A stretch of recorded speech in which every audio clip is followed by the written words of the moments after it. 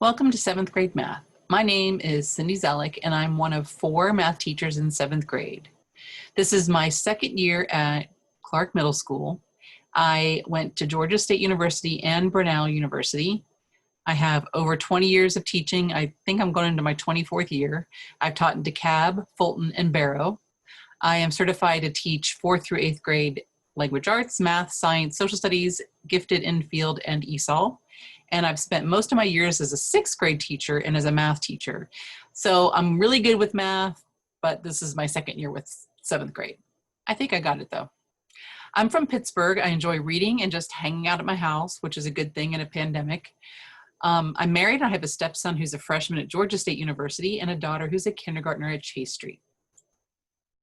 Here's my Bitmoji page. I'm pretty excited about using this. This is a place you can come to find extra resources like Circumference and the Dragon of Pi book, a cool video of these guys dancing mathematically. Sounds weird, but check it out. And some of my favorite posters. This is an overview of what you'll be doing this year in 7th grade math. Our first module is thinking proportionally, so we're going to dive right into circles and ratios. We're going to be using, as you've probably picked up in your digital scholar bag, the consumable for the math book. I'm going to tell you this, I'm going to repeat it. You're not going to be doing every single thing in that book. Again, you are not going to do every single thing in that book. I know it's big, but don't be like, oh, okay? Not everything you're going to do, all right? We're going to be focusing on our mathematical practices, which to me, if you can use these, you're a problem solver, you're a critical thinker, you can do anything. We're going to be learning independently with partners, small group, whole class, online, doesn't change. We're going to do breakout rooms, going to be doing something individually. I might work with small groups. The biggest change in grading is that your formative assignments are going to be 50% of your average. And we have an additional interim assessment that's 10% of a 9-week average, and it's administered 3 times a year. So how can you find out what's going on in class? Well, Google Classroom has to be your friend. It's like your new BFF. So here's a sample Google Classroom. You'll get up every morning, check your email, and then check your Google Classroom and check your Zoom links. So the stream is going to just kind of be some general announcements. The classwork tab is where you really got to focus.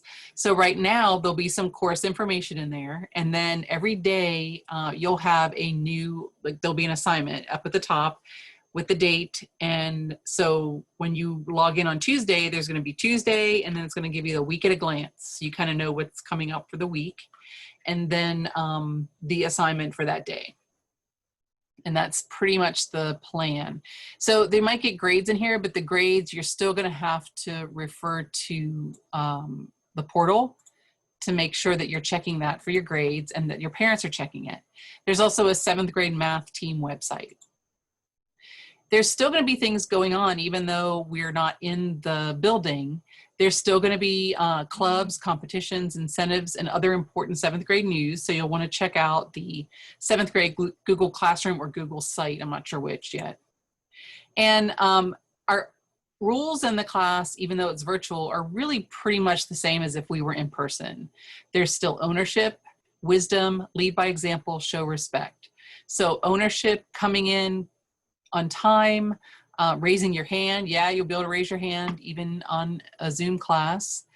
Making sure that you're asking questions and asking for feedback and taking notes. This is so important in this environment.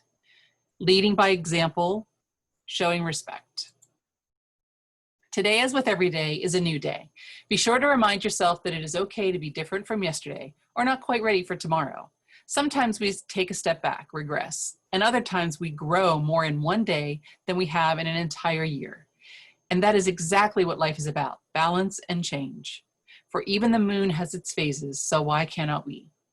And we've had a lot of change to deal with in these past 6 months.